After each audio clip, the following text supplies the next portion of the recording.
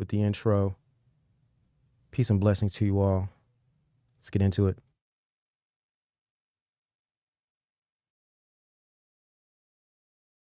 This fall, get ready for a presidential candidate unlike any other. I think we're good.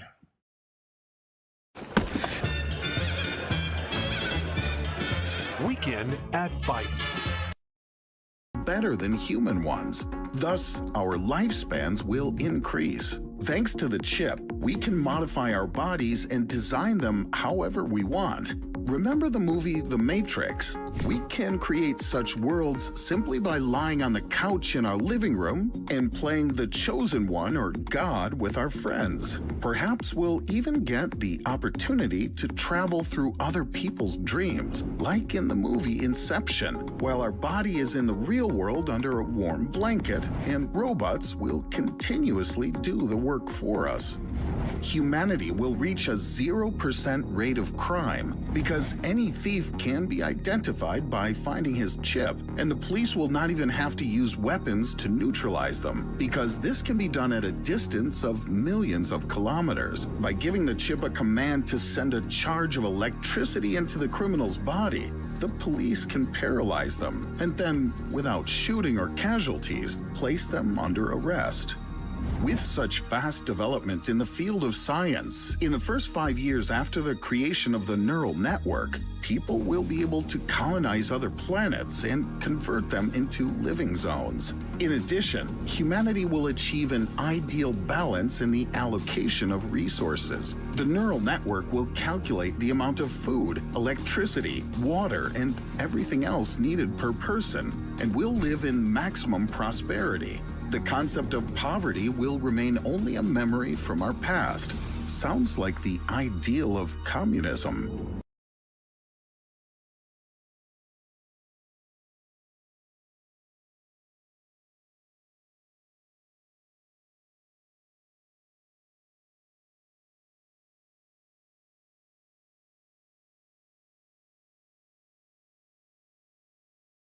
Would it matter? Not to me, not if I can give him life. That's worth anything, anything. Including your own life? Even that.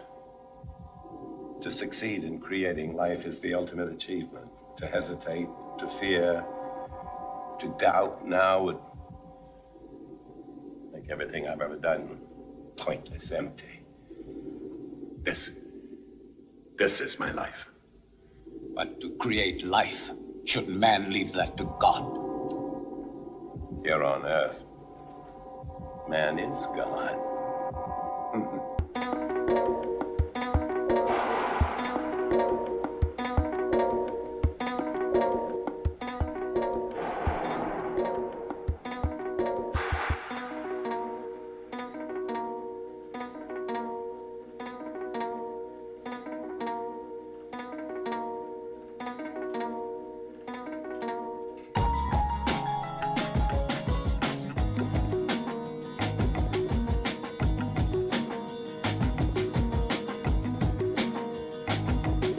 Hey.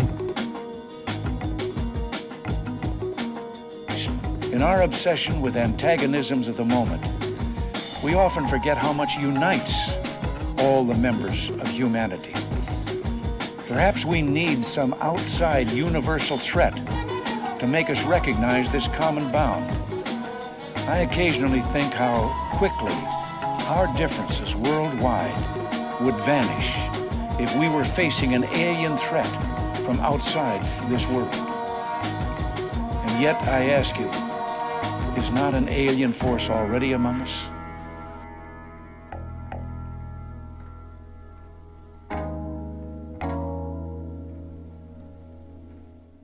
She was wrong, Michael. You don't need a pandemic for people to take the vaccine. You just need the fear of a pandemic.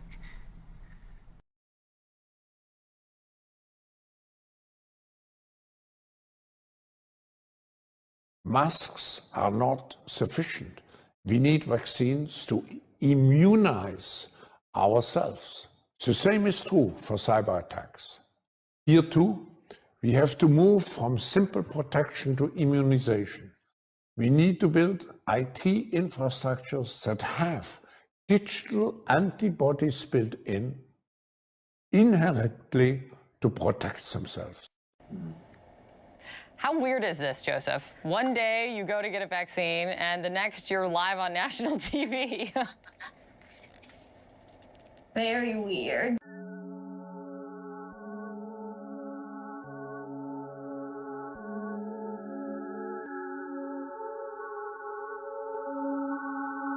Very weird.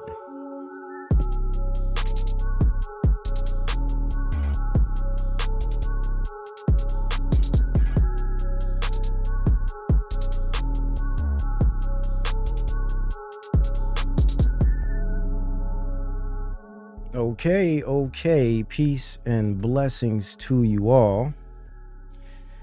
Yes. Once again, very, very weird. Very, very weird indeed. Thank you for joining me. We got a full packed, as Brother Theo would say, heavyweight jam show today. Hopefully we could fit it all in as usual. I appreciate you all. We are going to be discussing, of course, this endless campaign for global so-called dominance, full spectrum dominance, to use their terminology. I am going to be continuing my breakdown in an attempt to demystify the lies behind the concepts of biometrics. We'll be discussing something I call naive optimism of designers and technicians, really just exposing all that is behind this new massive movement for sustainability, equality, they call it equity. All of this nonsense you're being seen promoted through the guise of healthcare, public health, public safety, public security, security, blah, blah, blah. Of course, we see this being done through through forms of manipulating identities. We see this through the social policies, critical race theory being one small example of the mass move towards the corruption of identity.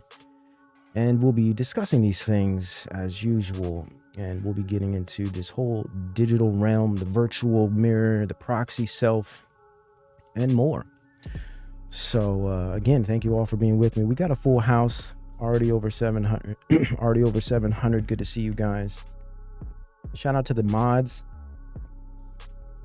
holding it down. I appreciate you guys. All the new subscribers, welcome. Shout out to all my Patreons. I hope you guys are enjoying the Future Shock show twice a week over there. I'm having a good time putting it together for you. I'm glad we have the opportunity to do this. For all of those that contribute to the show by way of Patreon and other formats, I appreciate you. Shout out to you all. All right, guys. I think it's time. It's time to get into this, man. Hey, we are going to jump right in because we have a pretty packed day as usual, right? So first I want to start off with this clip here. I have a video from, of course, this is directly from World Economic Forum.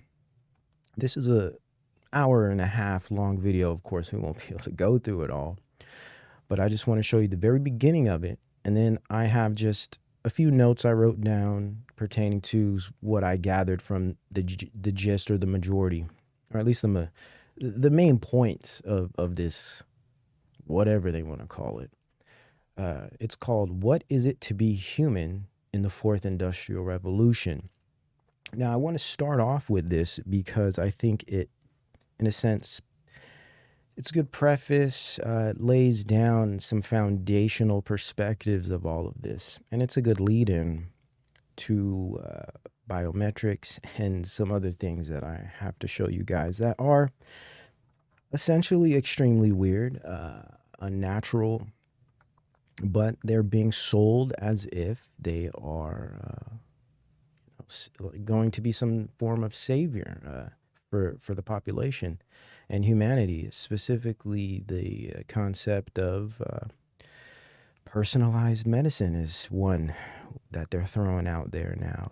This is really, at the end of the day, it's the perfection of mankind, or at least the attempt to perfect mankind. So the next step, the next stage in all of this is what they call the Fourth Industrial Revolution. This is just a new form of technology that will bring us to a new form of society, economy, etc. So they have to figure out a way to, of course, cull the masses, but also woo the masses, persuade the masses, so we can, in a sense, not just acquiesce, but want this new thing. They have to change our minds, and we discussed last show, Changing Image of Man, which is an old paper, SRI paper, Stanford Research Institute, which is a foundational piece for this. It's excellent for anyone that really wants to know the groundwork of all of this, at least the philosophical questions. I would suggest you check that out. I believe we have it up on the website in a PDF document, I believe. If not, I'll try to upload it because I have it in PDF form here. And it's a must read. It's, of course, a bit dense. It's kind of long. It's a bit academic, kind of, stuffy, if you will. But you can pull some gems out of there, man, because they lay it all out, but they make it difficult for you, unfortunately.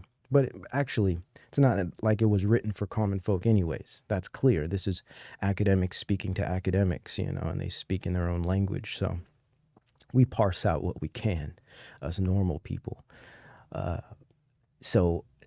Changing images of man. So they need to change how we perceive humanity, because they're clear about the transition, right? About this new take, right? This whole new experience as so-called human. So now we have to think about humanity differently. So this little clip here, it's about questioning how we see humanity and what is it to be human in the Fourth Industrial Revolution. So let's just watch a little bit of this here, just to kind of, open things up a bit. All right. Now, sometimes this thing wants to work, sometimes it doesn't. I don't know if it's World Economic Forum site. Something about this file, it's been difficult for me to play it several times as I've been studying it over the past few days. So hopefully it works this time. Make sure the volume is correct. Robotics, autonomous vehicles, quantum computing, energy storage, biotechnology, nanotechnology, material science, all of these technologies evolving and building on one another. And I'm sorry if I blew your eardrums out there, guys. It was kind of loud for me. Let me restart this because I just want you to hear everything. I'm going to try to refresh this. All right. Listen to these people, these so-called experts. These are the people that are making the decisions for you and me and us and our lot. These are the people making the decisions for us moving forward, or at least they're shaping the structure of our future, and they're putting together these little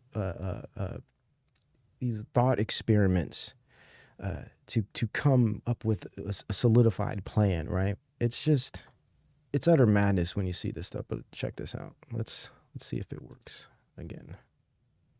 Okay, there we go.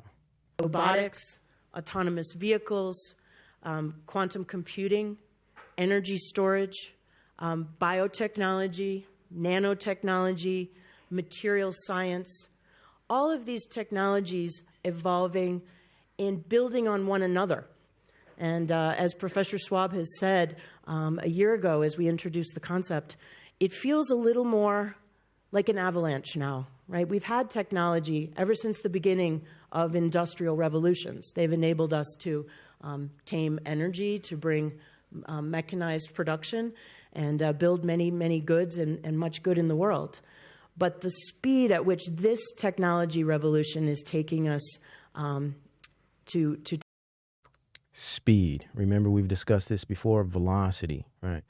The utilization of speed and the position or perspective of technological determinism, which is a misnomer, which is a fallacy, right? Technology doesn't determine anything.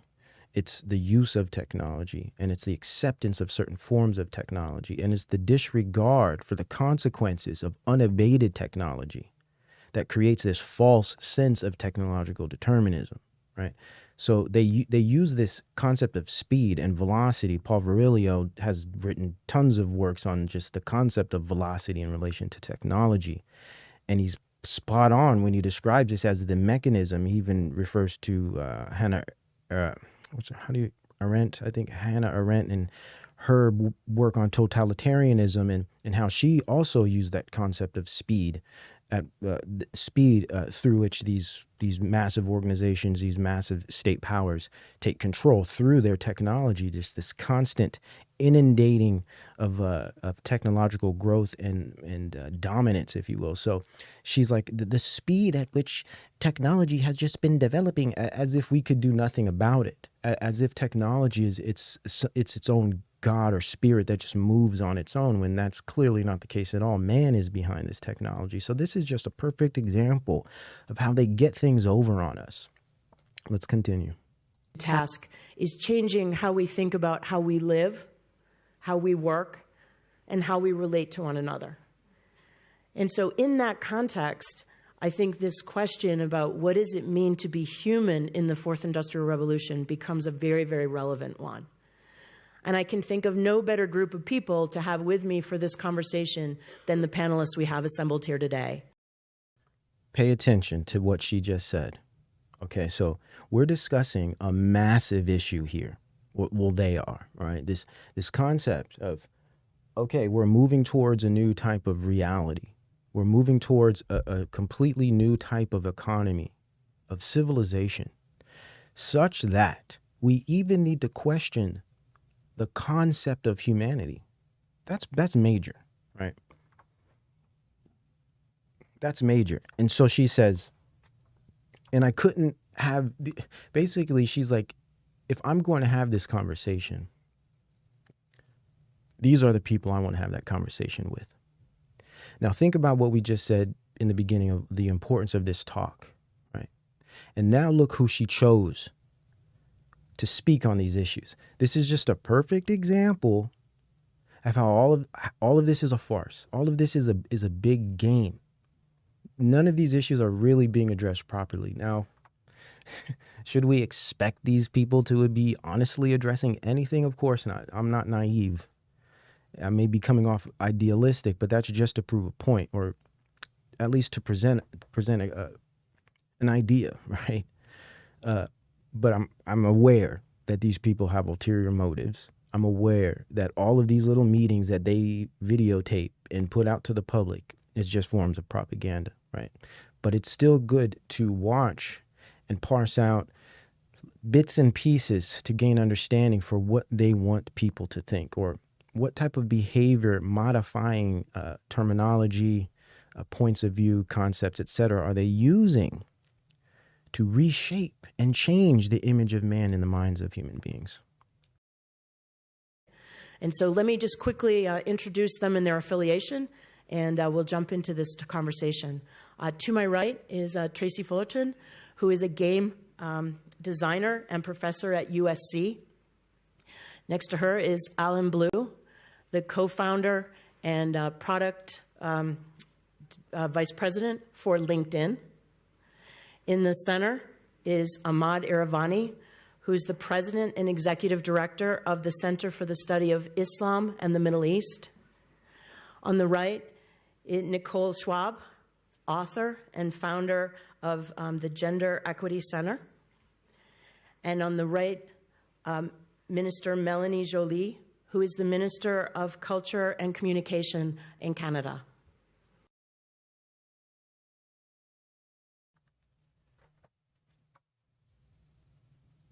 Excuse me? Come again? What are we discussing again? Is this the new public health policy for BuzzFeed magazine, or are we discussing the future of humanity in relation to the fourth industrial revolution? What is going on? This is Davos. This is like Bilderberg. This is like CFR. This is this is like, so it's supposed to look as if it's a major thing, right? These are the big decision makers here. And I had to write this down. The best group of people to discuss the future of humanity are 5 individuals. Who are these individuals? One's a game designer. The other is a vice president of LinkedIn. The other is some Middle East studies Islamic academic. The other is a founder of Gender Equity Center. And the last one is the Minister of Culture and Communication of Canada. Can you believe this? I mean, it's hilarious. You have the technocracy with the first 2 guys, the gamer, the technophile, of course, and the exec. And then you have Eastern philosophy through the Islamic philosophy. This is the Eastern perspective. And I understand why they're choosing. And this is no disrespect to Muslims. We just have to be clear about what's really going on here and the real war here. The essential war here is the war on Christians. It's the war on Jesus. It's a war against Jesus Christ and the faith, right? We understand that. So what's missing from the panel, guys? Of course, the Christian perspective. Because they aim to obsolesce Christianity because it's too judgmental, right? As if Islam isn't. But there's a purpose behind them supporting Islam because we understand it's not the truth. And so they're missing the Christian worldview, of course. But this is a philosophical question here. This is a philosophical conversation here. And there's not a single philosopher on the panel. And you got the postmodernists at the end, you know, the founder of the Gender Equity Center and the Minister of Culture and Communication of Canada. That's just postmodernism poster children right there. It's just, this is hilarious. I just had to show you guys this. So let's let her speak a little bit. Just see the opening. We'll watch the first minute or so. Listen to the way she works the crowd. Let's just say that. So welcome, all of you. Thank you for joining us here today on a bright sunny day here in Davos. I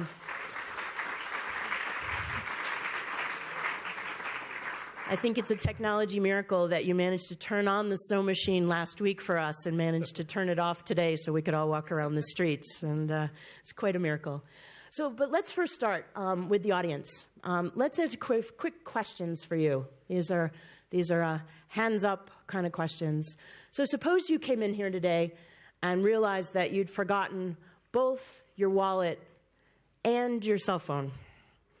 How many of you would actually go home for your cell phone? All right, come on, be brave. Hands up here if you would go home for that cell phone. You'd come back to listen to us, but, you know. How many for your wallet? And you can only get one. Yeah.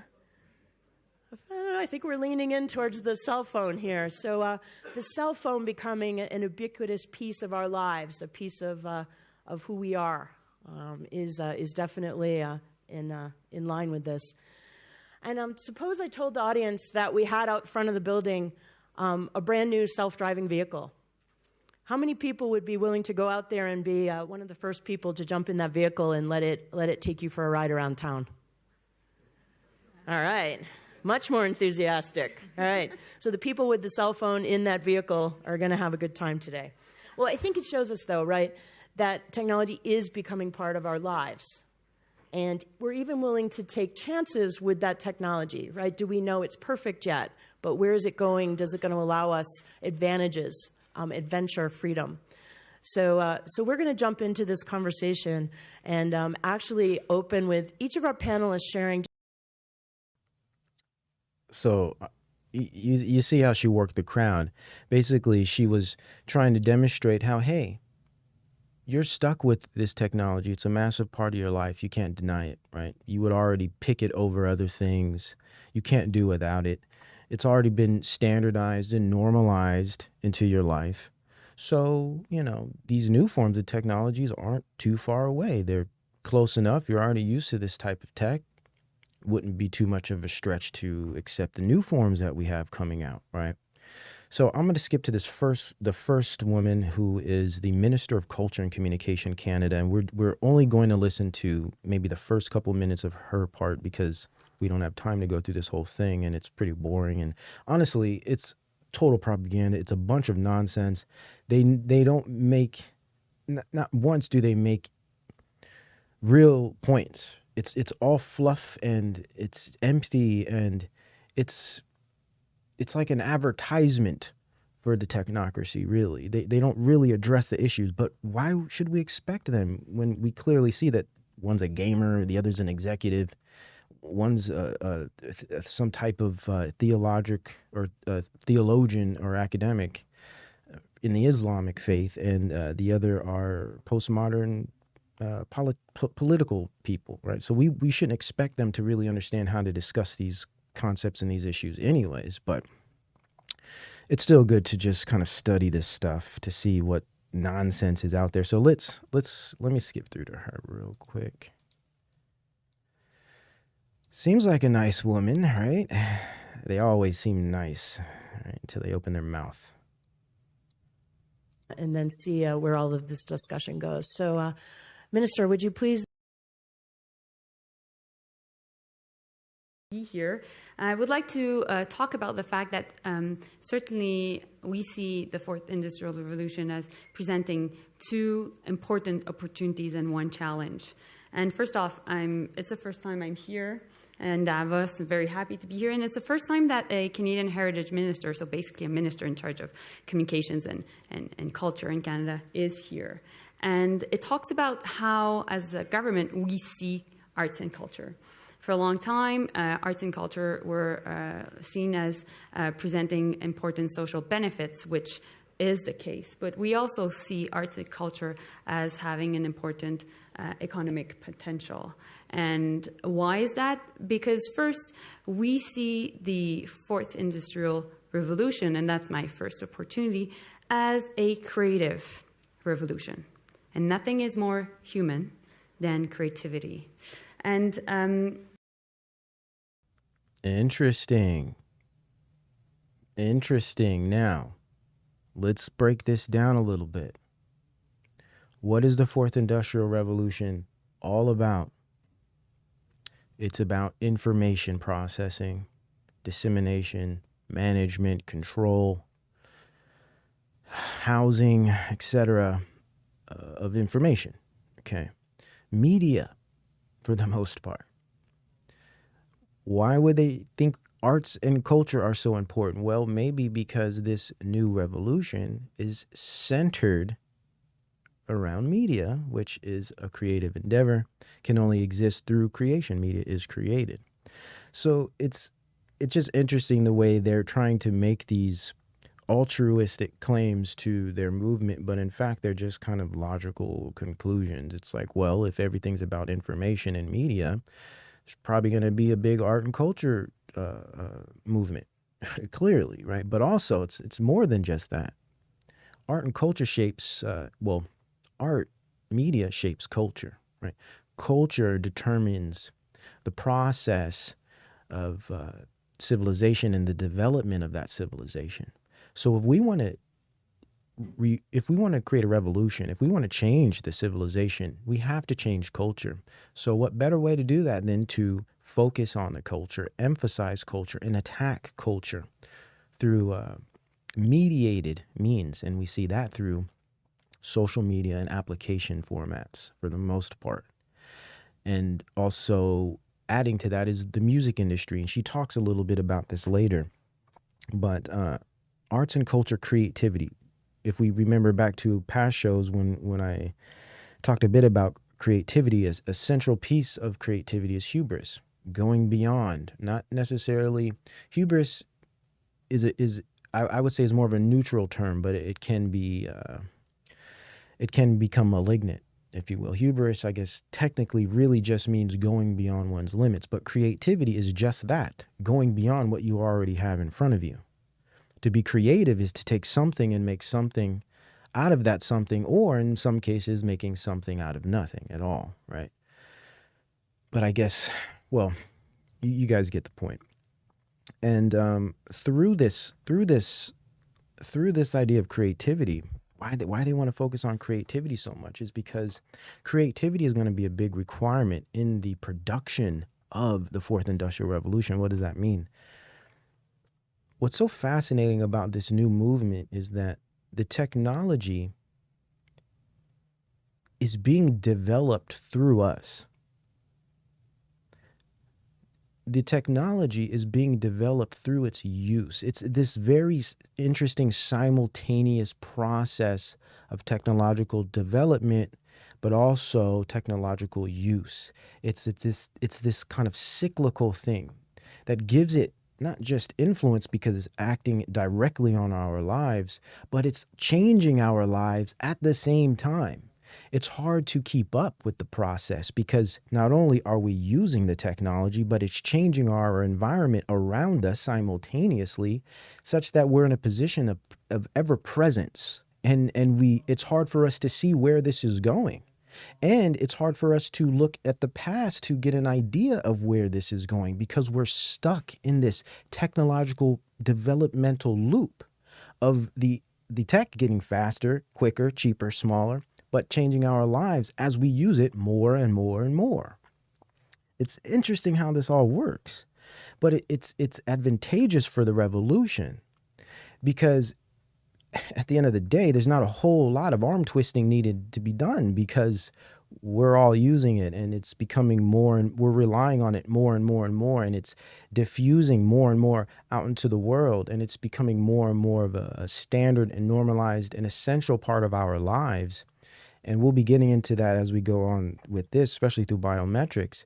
That's why it's going to be very easy for them to sneak in these biometrics because all of this stuff is incrementally, it's called technological creep and also surveillance creep. They both work together. Surveillance creep is just a subset of technological creep. Technological creep being the academic concept that describes the process of technology slowly becoming more and more dominant in one's life or in one's environment, right? We could look at the cell phone.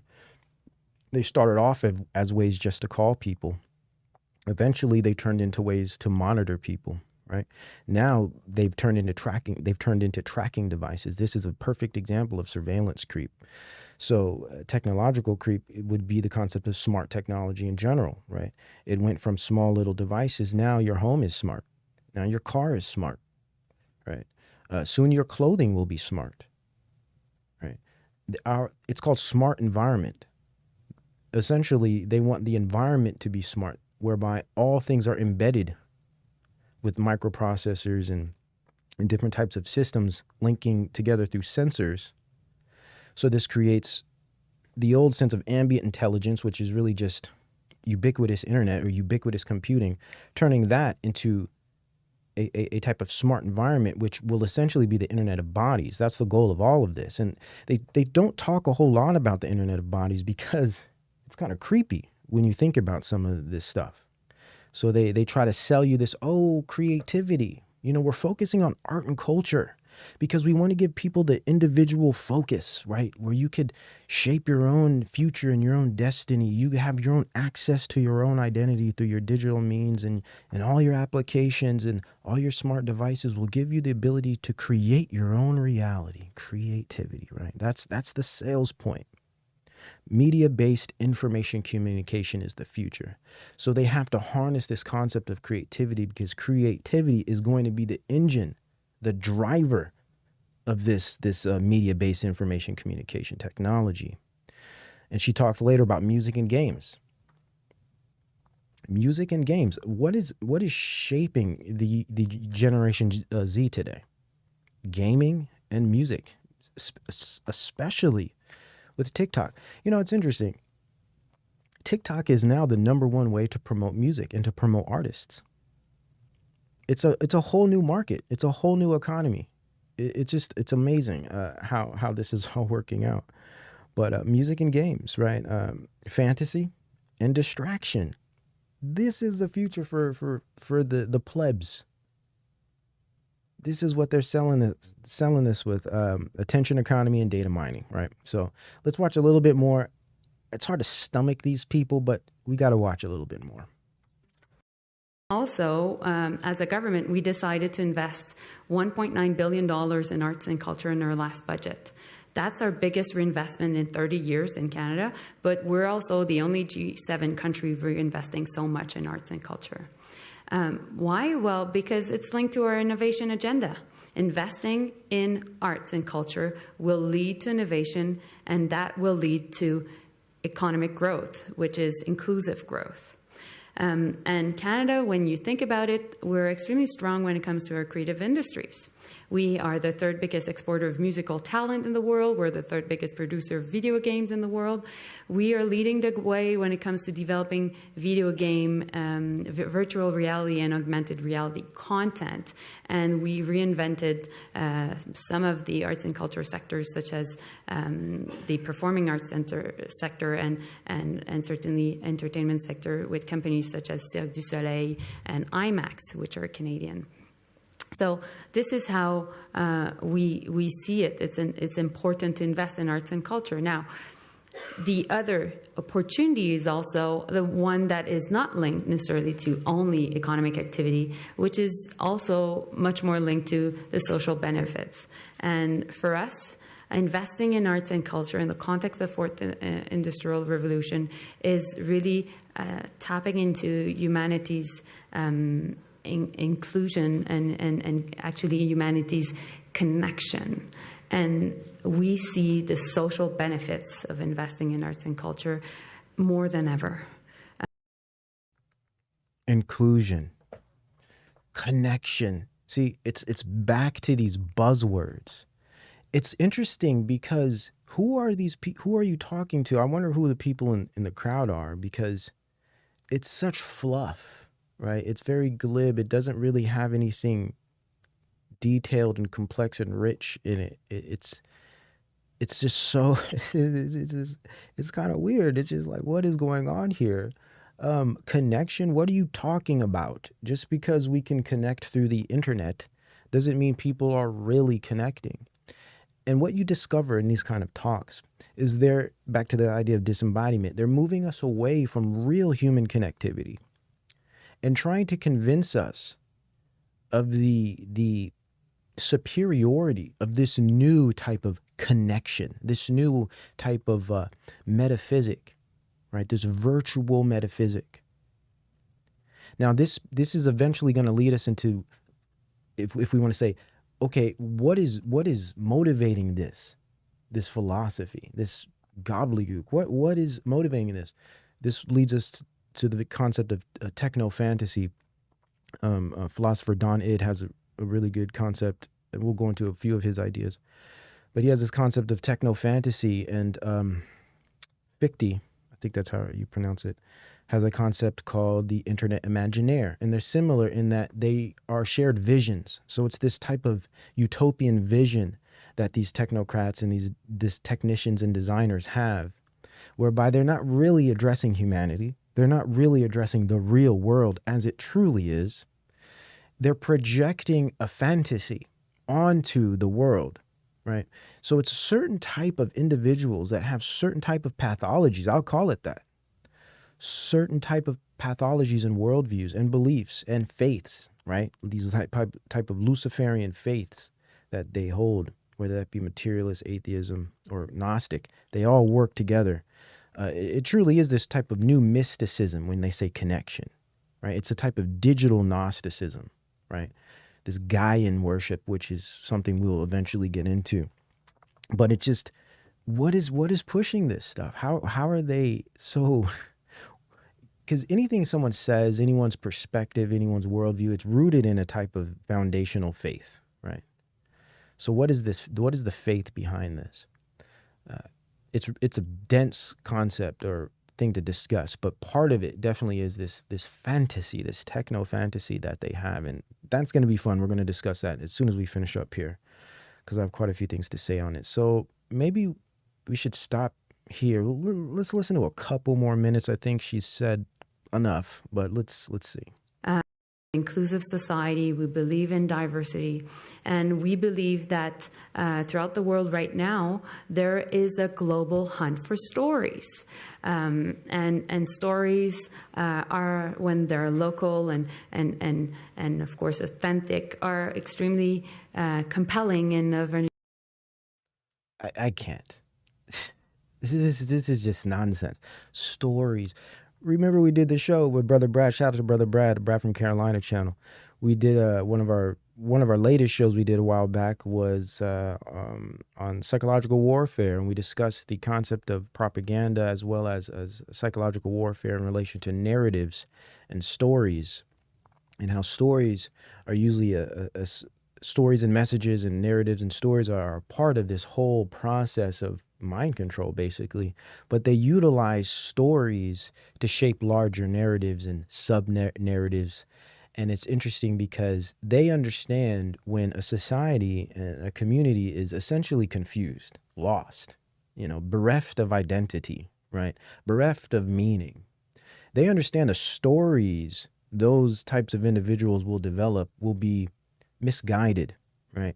So they harness that ignorance in a sense, because those stories become surrogate, in a sense, a type of, they become surrogates, right, for the main propagandistic narrative. So their stories become little subsets of the major propagandist narrative. So it's interesting how she said that, because this, again, it gets back to the individual focus.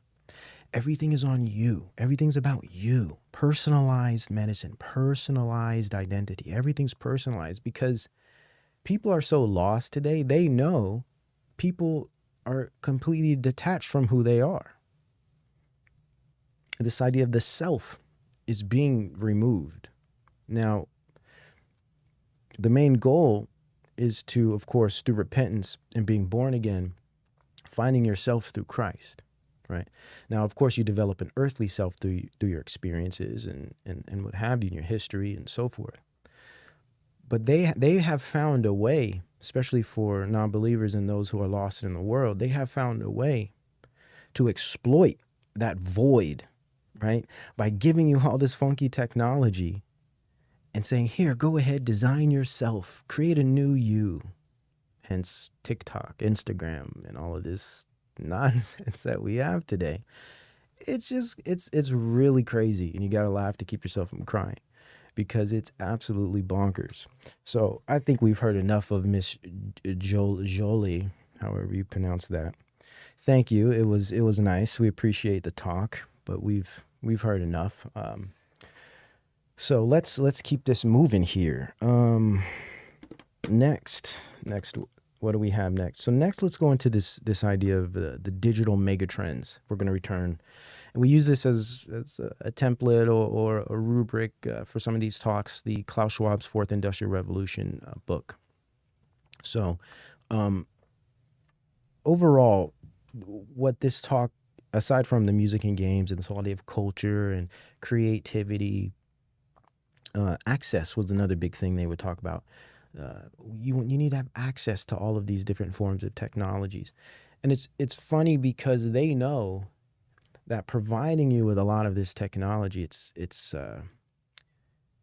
it robs you of your attention. It rewires the brain, right? It's very addictive. It conditions behavior. It re-engineers humanity, right? Knowing that going in, it's almost like giving a child candy. It's they won't stop. They'll never give it up. In fact, once you give them a little bit, that's all they're going to want. But you also know it's going to rot their teeth and probably eventually give them some life-threatening disease down the line.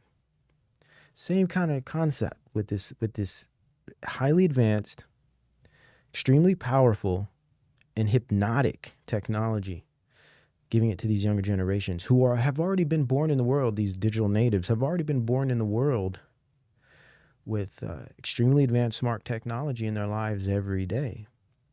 So to be honest here, and to be, I guess, rational, we have to realize that humanity is inevitably changing. Just based on that alone, the fact that people are being born into the world and growing up from 4 years old with smart devices, we are designing a new type of human being that cannot be escaped. So I think this whole concept that's technophobic opposed to technophilic, the technophobic concept of just getting rid of all technology and going and living in the woods might be good for small portions of people who just really want to just give up and escape. I get it. I feel the same way. Trust me. But to be completely rational, that's just not a realistic kind of thing in this world today. We are going to have to, Id would call it I don't know if it was interdependence. It's something like that. But this type of interactivity between humans and technology, whereby we incorporate forms of technology, but with balance, with understanding, with parameters, right? Putting certain traditions, putting certain human instincts first, right? Not just letting technology run unabated such that we end up with it in our bodies. It's like there has to be limits to this, right? So that's basically it for the most part. Access, indoctrination, and innovation. You know, we need these young people to innovate. No, you just want people to learn how to code so they can help you build your algorithms and train your machine learning. Really, you just want people to be creative so you can mine their data. That's what this is really about. So you can build your massive biosecurity digital grid. That's what all of this is leading to. I mean, when you read the literature. So this is all propaganda. You know, we just want to personalize everything for you. But really, it's vampiric in that it's, if data were blood, right, they would be sucking the life out of us all. So let's continue here. Man, we got a lot today. I'm really going to try to hold it less than 4 hours. I'm not doing 4 hours today, okay? I'm not.